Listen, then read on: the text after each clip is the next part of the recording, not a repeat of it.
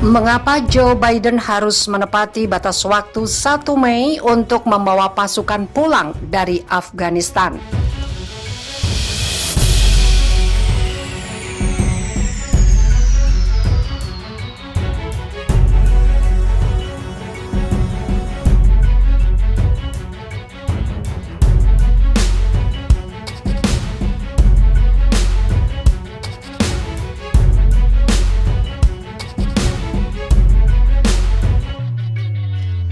Kunjungan mendadak Menteri Pertahanan Lloyd Austin ke Kabul selama akhir pekan di mana dia diklaim Amerika Serikat mencari akhir yang bertanggung jawab untuk perang mengikuti Menteri Luar Negeri Tony Blinken.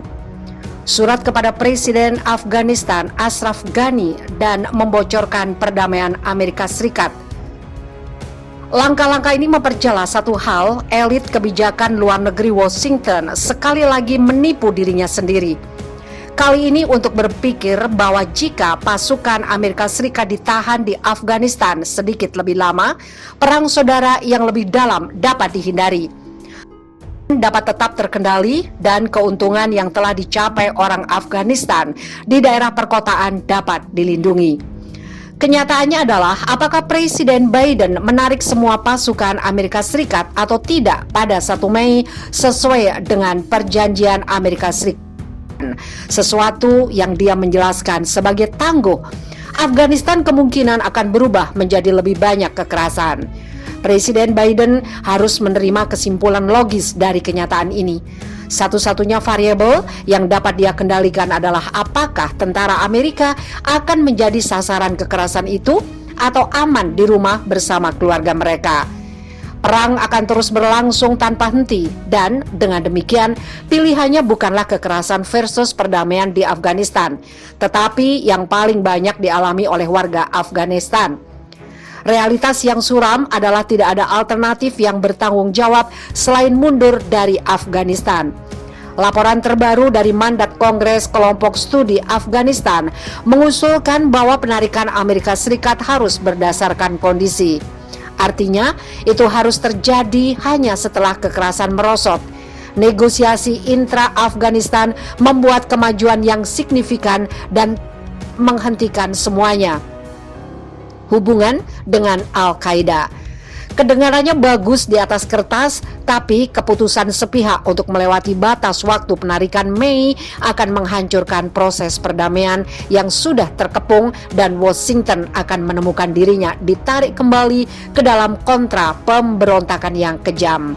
Ini akan membatalkan perjanjian Amerika Serikat yang terlepas dari kekurangan dan kegagalannya untuk membawa perdamaian ke Afghanistan, menyebabkan tahun tanpa satupun kematian pertempuran Amerika Serikat dan meninggalkan Presiden Biden untuk sekali lagi menunggu peti mati Amerika di pangkalan Angkatan Udara Dover.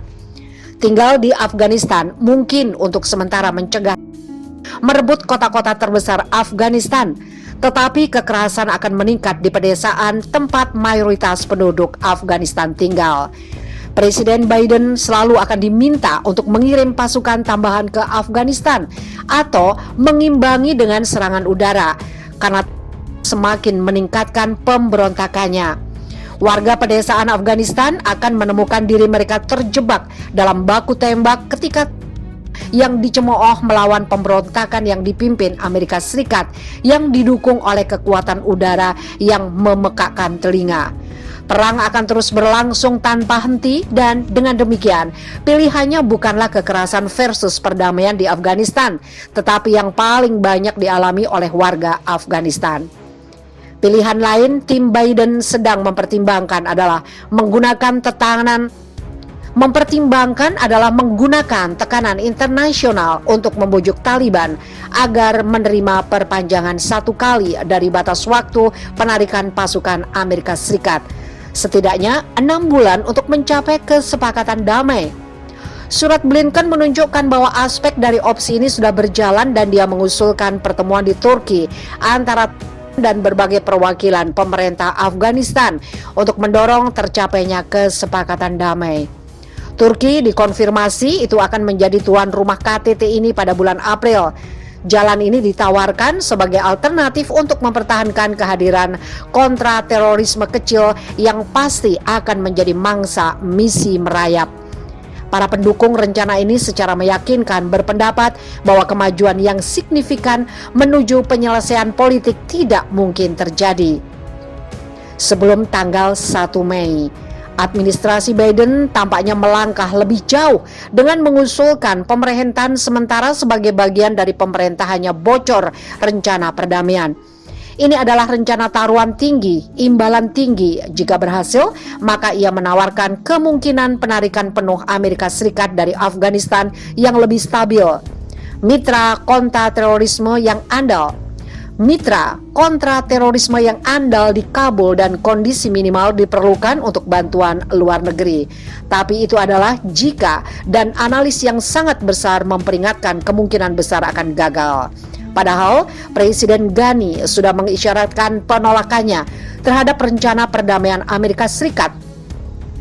Menurutnya, laporan bahwa dia akan mengumumkan pemilihannya sendiri, termasuk pemilihan baru yang dikondisikan pada gencatan senjata yang kemungkinan besar akan ditolak oleh sangat menentang untuk menunda penarikan pasukan asing. Setiap peluang untuk mengubah posisi mereka akan membutuhkan penggerak perang regional seperti Pakistan untuk menggunakan pengaruh melawan Taliban yang mungkin tidak ada, dan bahwa Islamabad adalah tidak sepertinya untuk menerapkan. Meskipun demikian, Pakistan baru-baru ini bergabung dengan Rusia, China, dan Amerika Serikat dalam pernyataan bersama mendesak Taliban untuk tidak melakukan serangan musim semi, tetapi tidak jelas apakah tekanan publik ini akan diterjemahkan ke dalam tindakan. Kerjasama Iran juga akan dibutuhkan pada saat saluran komunikasi formal tidak aktif selama 4 tahun.